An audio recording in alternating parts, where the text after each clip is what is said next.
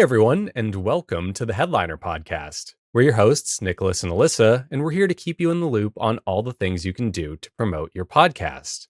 So, Elissa, what are we talking about today? You're on mute. Yeah, I had to drag the mouse. It was a whole thing. It's okay. Ironically, we're going to be talking about audio quality There we and go. how and how to get the most out of your setup. Step one, unmute the microphone. Yeah. Yeah. Well, that's step 2. Step 1 is clicking record. So, Yes. We don't want a whole SpongeBob scenario where they film a whole movie with the camera lens covered up. So, okay. What can we do other than pop culture references to upgrade people's audio quality? And today, I think, I don't know if you just said it, but we're going to be focusing on the price effective free ways to do it. Because, hey, who doesn't like free? free is good. Yeah. Right off the bat, this is for the podcasters out there who are kind of beginner, intermediate level. A lot of this is kind of a little bit on the obvious side and stuff that you probably already know, but is worth being reminded of and just going through this and reviewing this. In fact, we actually covered this stuff in a older episode. I want to say it's an episode from March or something. We can throw it in the show notes in case people want a bit more of an in-depth, look at this stuff.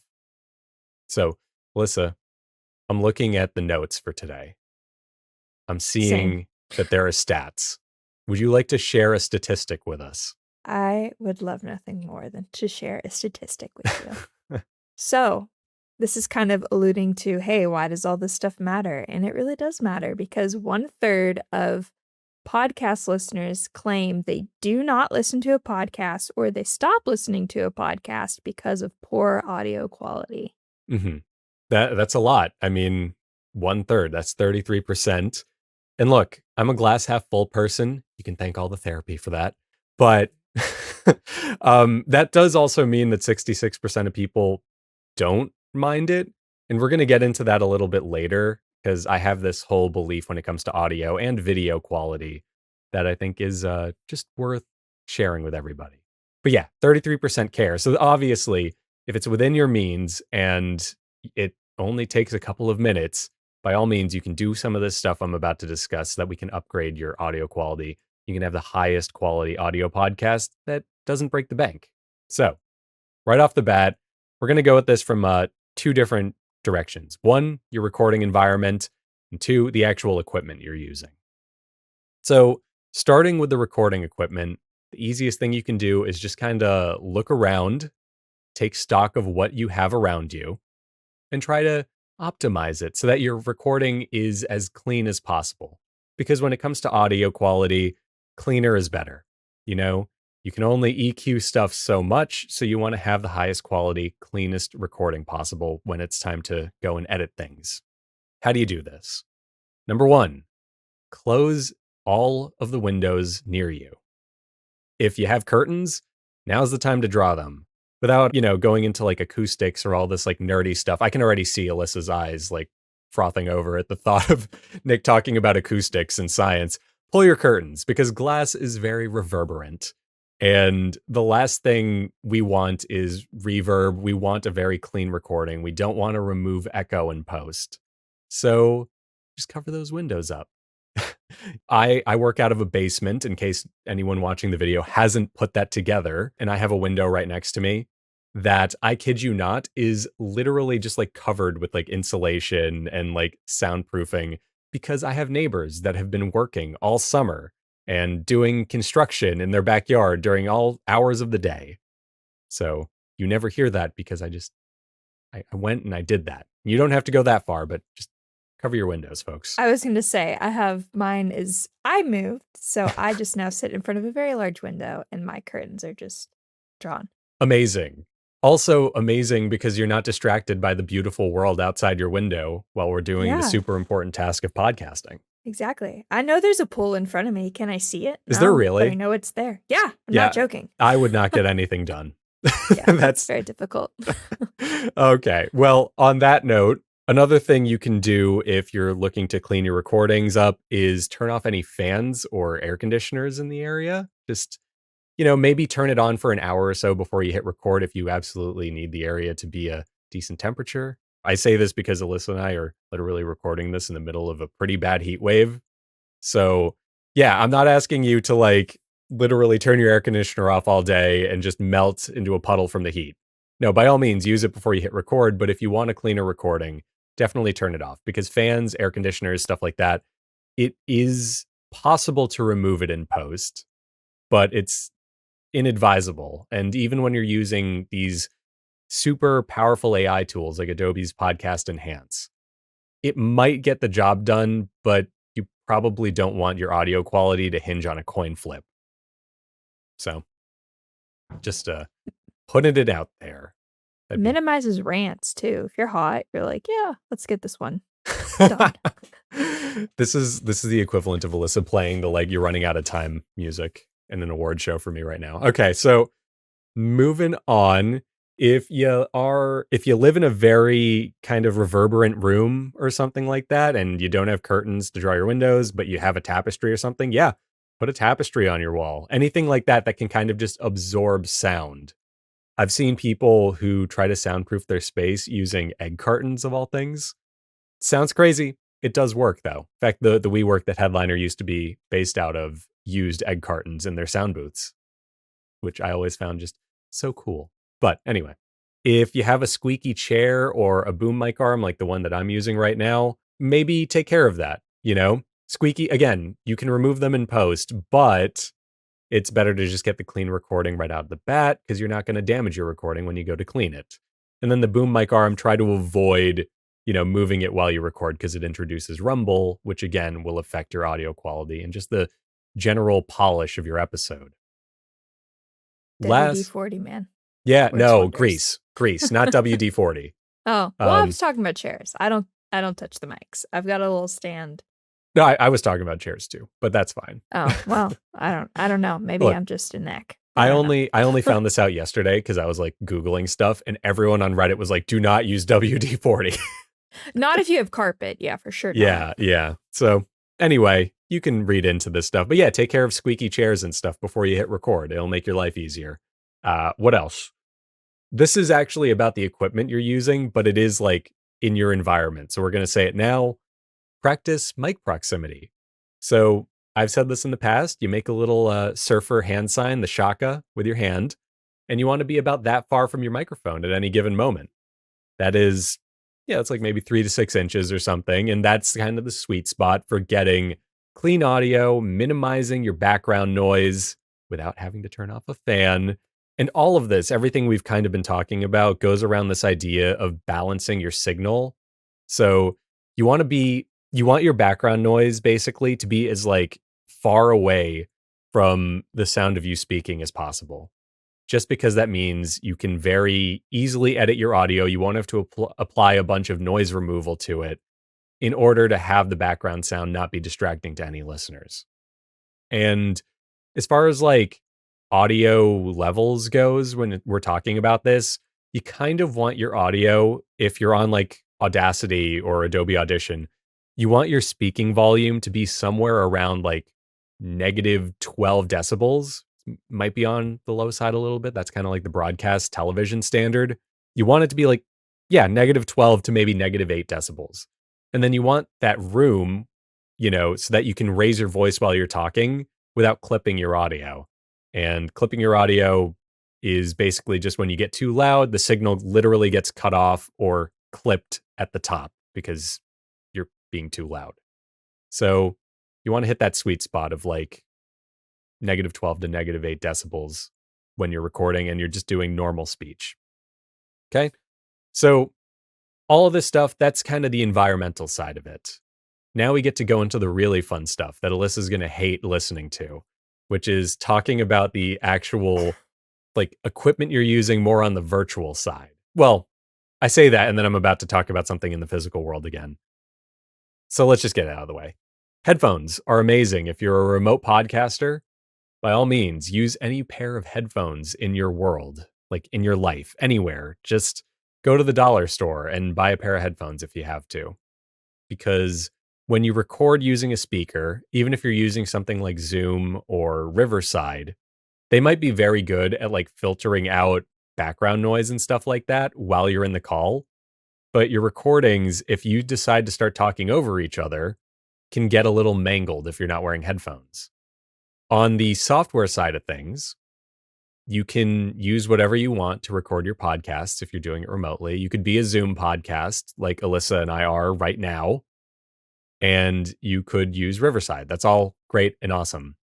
But if you want to upgrade your audio quality, let's say you're a Zoom podcast and you don't want to spend any money doing it, the first thing you can do, assuming your guest or your co-host is tech savvy and feels comfortable doing this, is record your audio locally also.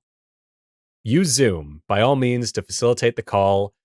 Record your call on Zoom for the backup in case something goes wrong, but just open Audacity and also hit record for yourself and have your co-host or guest do the same. Or if you're on a Mac, you could use QuickTime, which is what we're doing to back this up right now. And if the audio and video looks and sounds better than usual, that's why. And Elissa, this is a great opportunity to put you on the spot. How hard was it to do any of that? I was able to successfully do it, and I asked just, "Hey, I click this button, correct?" But, like, I intuitively understood Yeah, that you click the button. So, the point is and why Nicholas keeps saying, like, "Alyssa's eyes are glazing over. Elissa, are you okay?" I don't like technology, I'm not very good with it.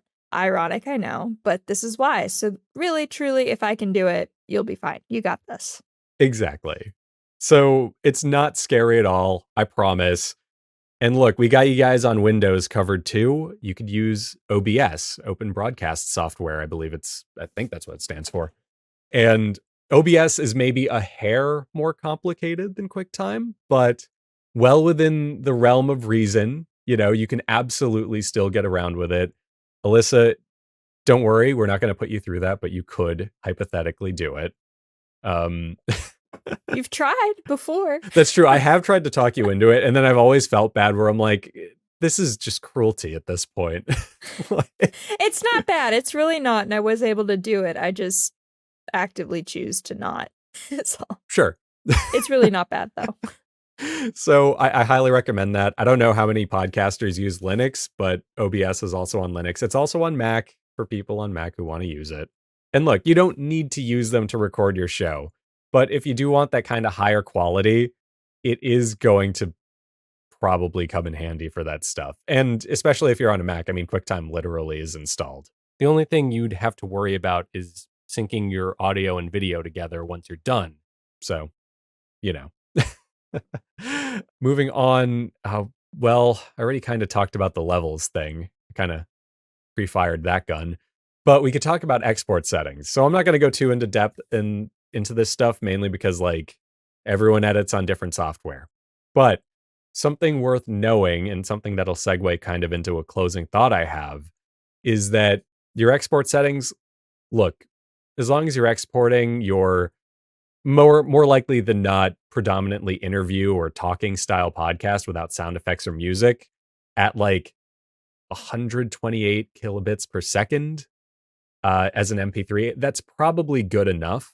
You know, a lot of people they might feel the need to kind of go for like a lossless recording, like a wave or a 320 kilobit per second MP3. And that's fine. And that's great. And it sounds better. By all means, if you really want to just get the highest quality export going, do that. But something that is worth mentioning is that, you know, MP3 may be an old codec, but it compresses voice pretty well. I've said this example in the past, and I think the episode we're going to link out to in the show notes will literally feature me saying it again. But the first MP3 recording was a recording of the singer Suzanne Vega singing Tom's Diner, because it's just an a cappella song of her singing.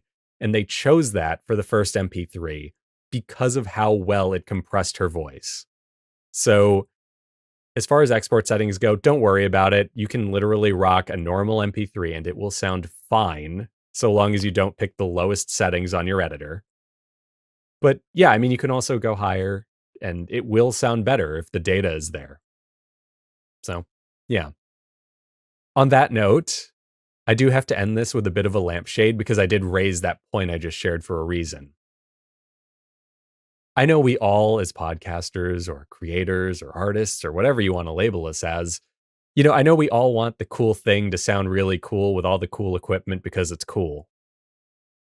But hear me out. 66% of the people in that stat Alyssa mentioned way back in the beginning of this do not care. The majority of people are there for the content. The vast majority, right? So, hey, by all means, upgrade your audio. Do everything you can to make it sound as good as possible, and definitely take some of the steps we've reviewed today to just kind of clean up your recording. But it's not the end all be all. And these suggestions are just that. They're suggestions to like help you build off of what you already have. Don't worry about the audio quality too much because, as I've said in the past here, good enough is great. So do what you can with what you have, and you'll have better audio. And you can use the time you've saved from not like reinventing the wheel and upgrading all your equipment and learning all this new stuff. You could use it to like actually impact the part of your podcast production that will show more direct results for you, like marketing. Look at that. Wasn't that a great segue? I mean, 10 out of 10. Thank you. No, but in all seriousness, use some of these tips. You'll have cleaner audio, and that cleaner audio will not just help your podcast, but it will help your social presence and stuff like that because your social clips will look and sound better. That's my whole spiel. Alyssa, you look overwhelmed by all of the audio tips that you're definitely going to run out and use from now on. I mean, I just have you accessible via Slack, so we're good. I can listen to this episode once or twice and then like, hey, to confirm. Because I do a lot of like recordings and stuff on my own. Mhm. And it helps. Like if humble plug, if you visit us on YouTube at Headliner app on YouTube, Uh-huh. you hopefully will notice that our stuff has gotten better over time. Not Nicholas's stuff. Nicholas has always done wonderful, amazing work. Thank you. I hit the glass ceiling years ago. You did. But me doing my little, hey, this is how you do it tutorial stuff, it's gotten a lot better. I think it's gotten a lot better, at least. Yeah, it has. I watch them. They've gotten better. Yeah, so. There you go. Actual proof that doing this stuff, that something as minute and silly as making a shaka with your hand before you record and spacing your mic out, it helps. Or shutting the door so your dog can't get in and jump on your lap. See, but the content is better when that happens. We actually want the Coda cam. Everybody wants a Coda cam, but not everybody wants Coda's like guttural noises in the recordings. Valid. There's a reason my like 1-year-old Chihuahua isn't here right now. Anyway, that brings us to the end of this episode. Hopefully some of these tips helped you out. Can I try something new, Alyssa? Of course. I want to try and be a streamer about this. Chat, if you're listening. No, for anyone listening right now, I definitely missed a lot of stuff here. I probably missed stuff in our extended version of this from March. So why don't you just tag us on social media, which Alyssa can very, very helpfully remind us the handles of in just a moment, with some of your audio quality tips that don't break the bank. Who knows? Maybe I'll love one of them so much that I'll screenshot it and print it on a t-shirt and wear it someday. That sounds like a joke, but you know what? Why not? You would do it. Like you're the type of person that would do it. If there's a person out there that has given up on themselves just enough to wear like some random person's tweet as a t-shirt, it's me. And I say that proudly. By all means, do that. And Alyssa, maybe remind us what the handles are for that. At Headliner app on everything. There you go. Thank you so much for that. And thank you to everyone for listening. We'll be back with more tips on podcasting and podcasting adjacent thingies in the future. Bye.